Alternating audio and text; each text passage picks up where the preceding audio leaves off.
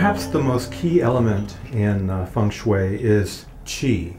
How would you make qi understandable to someone who had never heard of it? What is qi? Okay, simply say what qi is in the English word. We can say it's energy, and we can say it is consciousness in terms of personal qi. But when we say energy, because from His Holiness theory of qi, and qi is everywhere in the space, in the universe, and each country has her own qi, and the earth element, the planet has its own qi. So we talk about heaven's qi, earth qi, and human's qi. And in terms of the human's qi, we can talk about individual's qi. Each individual has its own qi, and their condition and state of the qi is different. Some people's qi is high, strong, some people's qi is weak and low, and some people's qi is talkative, and some people's qi is absent-minded, and some people's qi is very depressed, very down, and some people are so vigorous, they're so energetic and so aggressive. So each person's qi condition is different, but the qi, as primordial qi of each individual, is his own qi, will not be changed. And in terms of the household, each house occupant, each house has its own qi, and each place has its own qi, and each different society have its own qi, and each country, nation, leaders have their own qi. So the qi, we can look from very broad view, and it's everywhere. It manifests in all different levels and different phenomena, and we all can see the qi. Right. How can we become more aware of qi? Okay, then that involves some learning.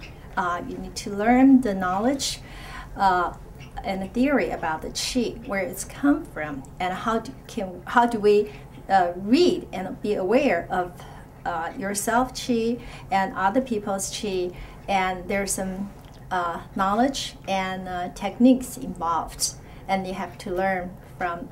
We learn from His Holiness, and it's kind of a lifelong learning, and also through your own observation. Once you have the knowledge as a background and through your own observation, then you're able to tell pretty much, and not only to know what qi is of the society, of the place, of each individual, and you also need to learn how to cultivate the qi, how to uplift the qi. That's also very important.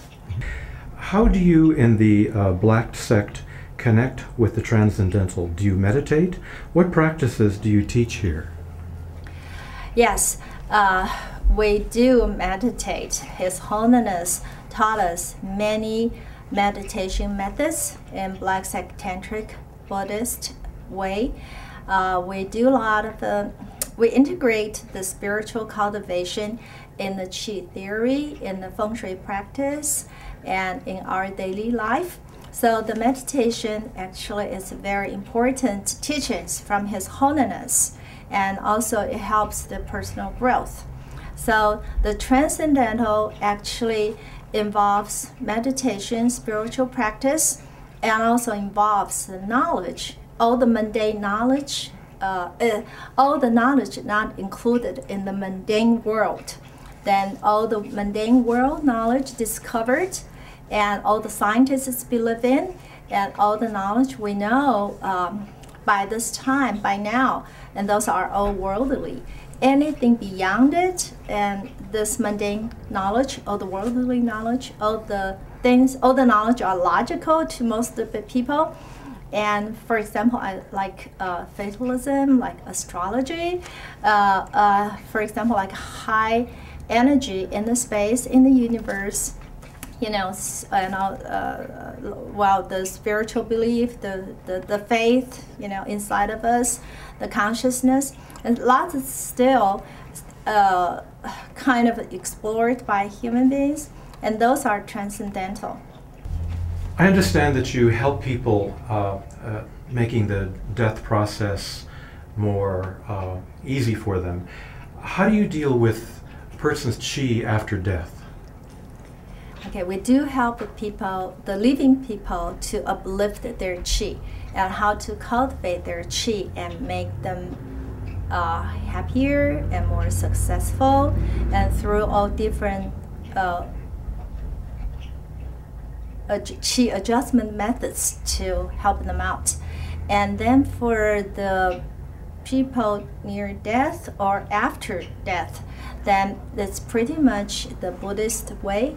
And when the person near death, we chant the prayer, Amitabha Buddha prayer, and continuously, and we do visualizing for him, the Buddha, or for example, like Amitabha Buddha, along with the Guan Yin, along with Da Shi Zhi Pusa, and all longevity Buddha. And we visualize myriads of Buddhas follow Amitabha Buddha and circling the patient. And in this way, and along with the chanting, in this way, and the patient or the person who's near death hear the chanting, and also through the visualization of the family or friends or the assembly of a Buddhist, will make their the qi of that person, or after the qi leaves the body, will be more at ease, more peaceful. So after the person stop their life ends there, and also we visualize his qi leaves his body back to the universe and will be received by Amitabha Buddha to the Pure Land. And Pure Land is like in Westerners says it's a heaven.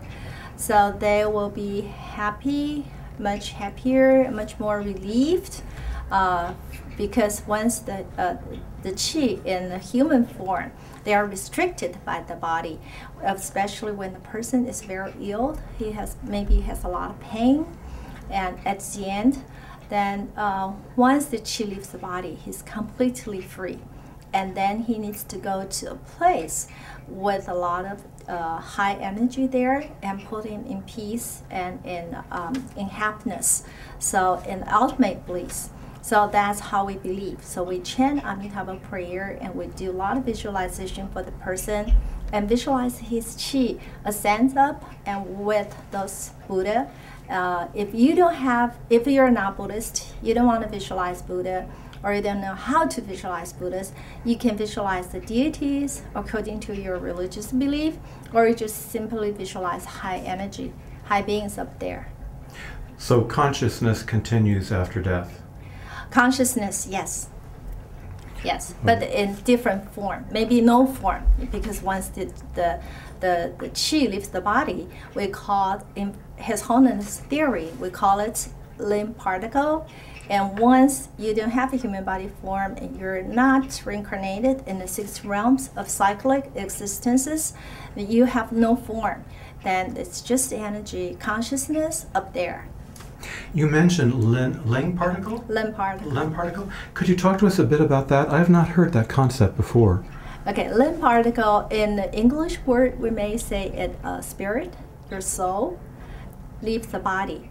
So after the qi, when the human body has their life, the living person, and the qi inside of his body, the qi is his vital force, who dominates his entire life.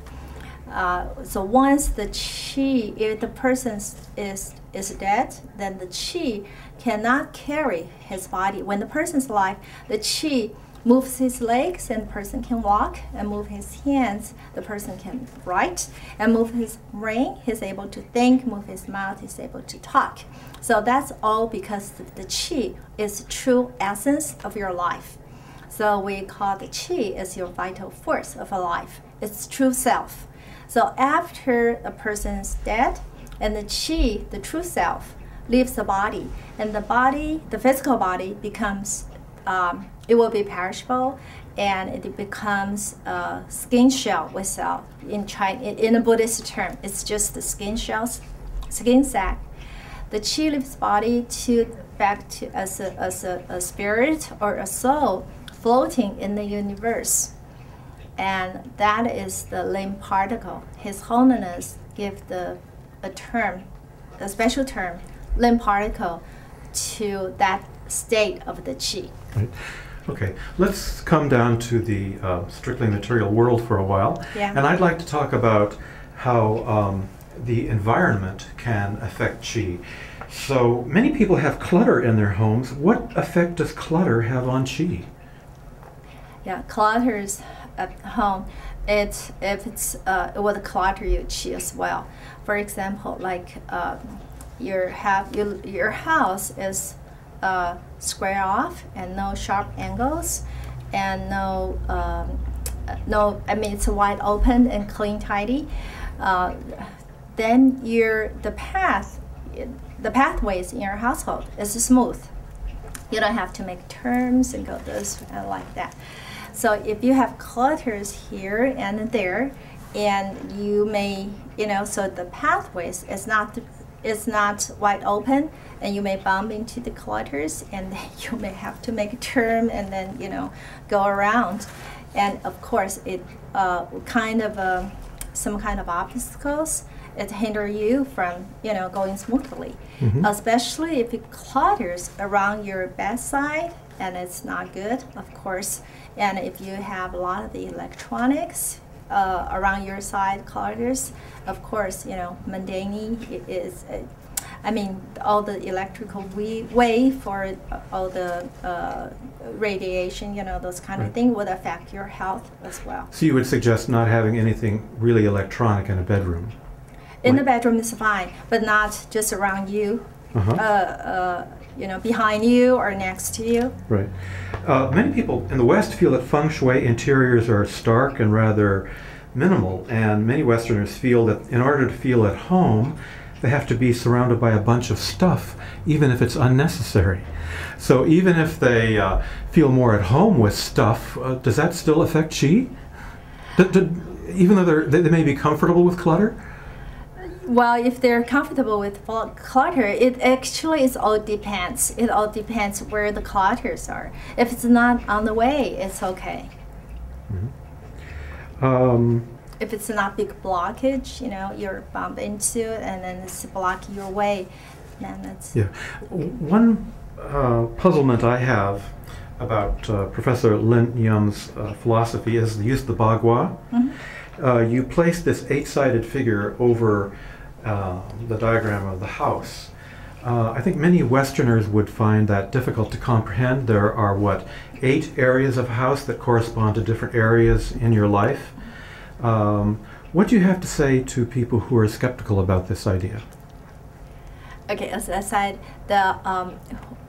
it depends. Maybe the Feng Shui practitioners, if they don't explain to them thoroughly, make them logically accept it, how we do the Feng Shui, or if the person completely will not believe in Feng Shui, will reject the Feng Shui knowledge, reject the 8 trigrams concept, then that's okay. It's really up to them. We don't force people to believe, and we don't force people to do the Feng Shui adjustments.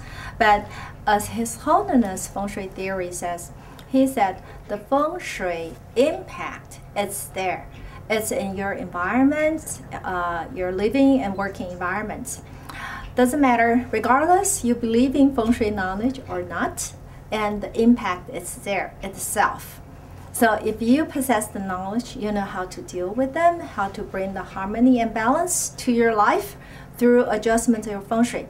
Because good Feng Shui would enhance your life, and bad Feng Shui, of course, would be detrimental to your life.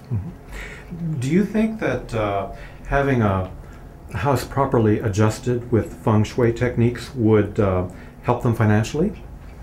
Yes. In what way? You may help using the Feng Shui adjustment? Yes. Yes, we can adjust a wealth corner of the house, or either in the entire house, find the wealth corner, or in their yard, find the wealth corner in the bedroom, or study, or living room. You hang certain Feng Shui objects, or you do certain cures over there, that would help and enhance your financial positions. And also there are some other transcendental cures can be performed. It's not, you can adjust it through your environments, and you can do some other transcendental cures, improve your wealth. There are quite a few different ways. I know that in my own life, I've studied Feng Shui books, and I know that where you place your desk has a particular impact on how empowered you feel. For example, if your desk is if you are facing away, if you are at your desk facing away from the door, that could have a negative impact. And perhaps a more beneficial way to place the desk would be to have yourself at the desk facing the door. What is the difference between these two placements? Would you tend to feel kind of paranoid or vulnerable with your back toward a door as you're facing a desk? I know that when I'm facing a door, I have to admit that I do feel more empowered. That's good. Could you talk to us a bit about this? That's good. Yeah. Okay. So the best placement for a desk in the study or in the office will be in a diagonal corner from the door, where the door is, because that we call as commanding position for the placement of a desk. Because once you put your desk in the commanding position, then that means you have a better control of your career, your business, your luck, your subordinates. You know, you make your things doing more smoothly. Then if you're sitting with your back to the door, then you may you may have a lot of problems.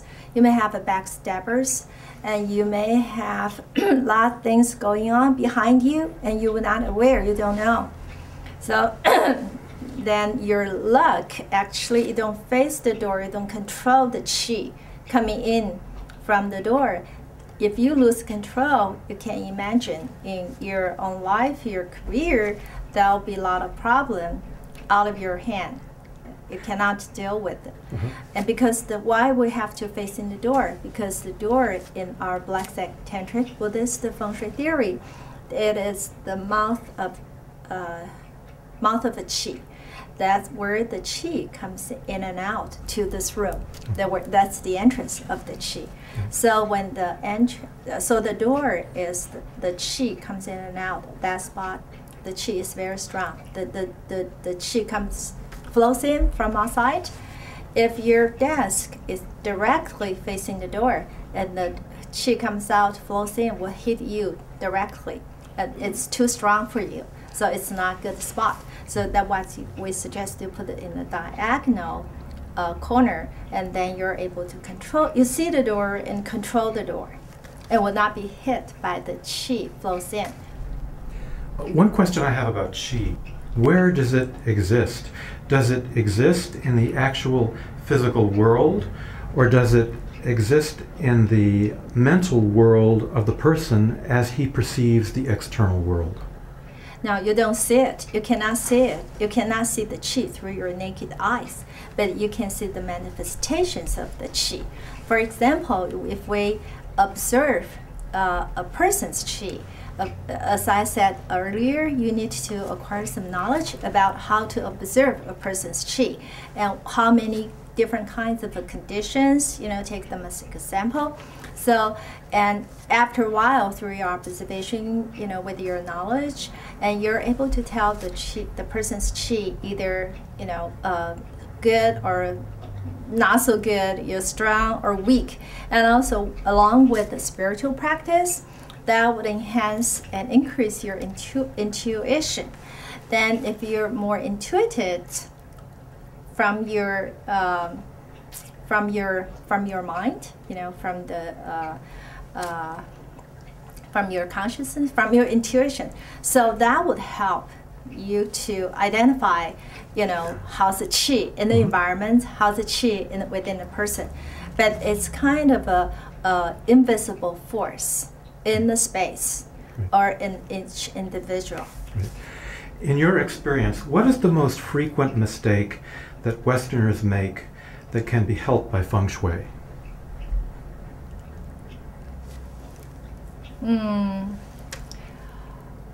Well, we should not say any mistakes. Yeah, we just should say Feng Shui is very instrumental knowledge that can help resolve a person's lot of personal problems in their daily lives, such as their business, career, the relationships, the marriage, the family relationships, the children, kids, their safety, and all your spiritual cultivation, your education, your benefactors, backstabbers, how to deal with them, regarding your wealth, regarding your reputation. All different aspects can be adjusted or enhanced through Feng Shui adjustments.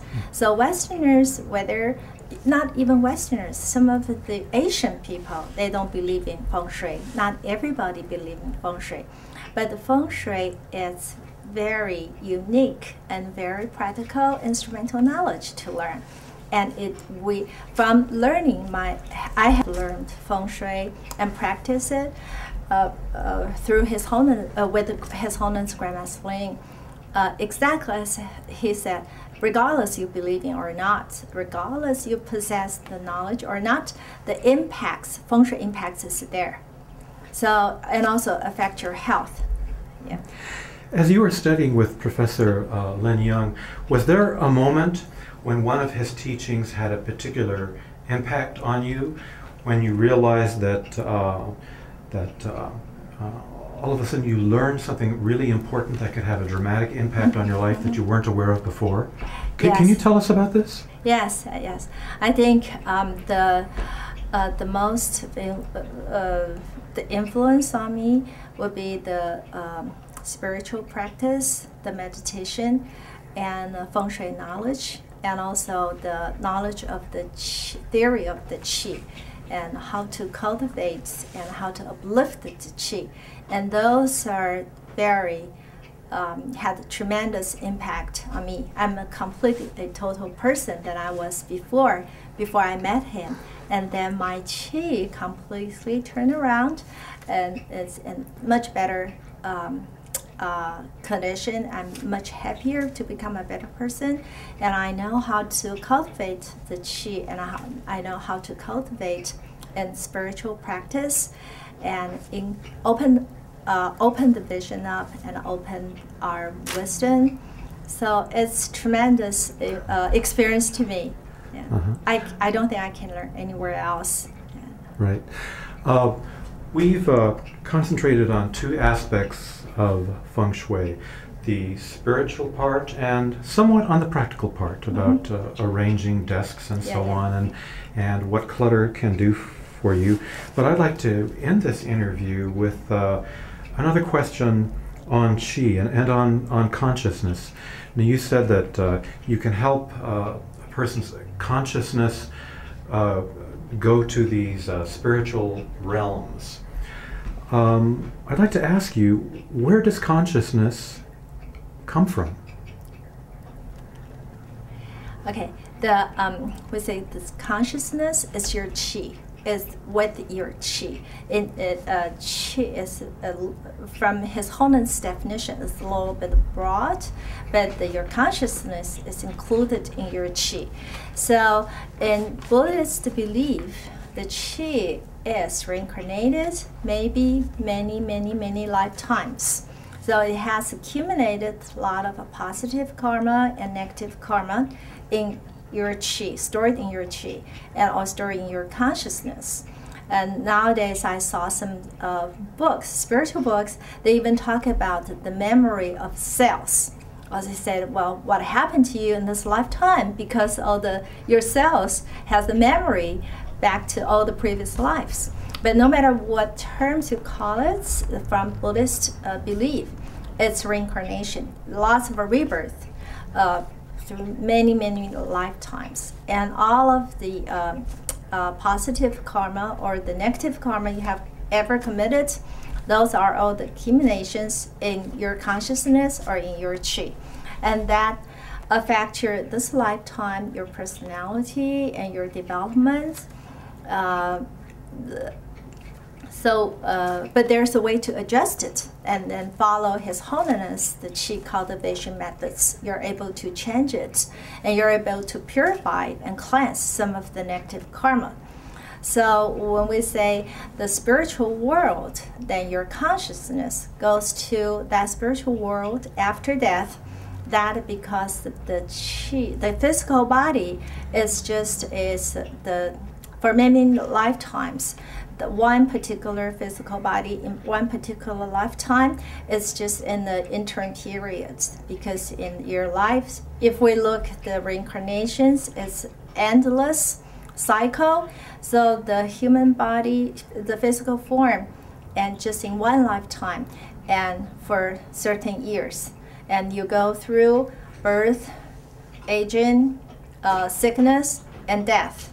So after you finish this life cycle, the qi is inside of you, is not able to carry your body to move, not able to sustain the life. The qi leaves the body, and this qi goes back to the universe and maybe get another rebirth.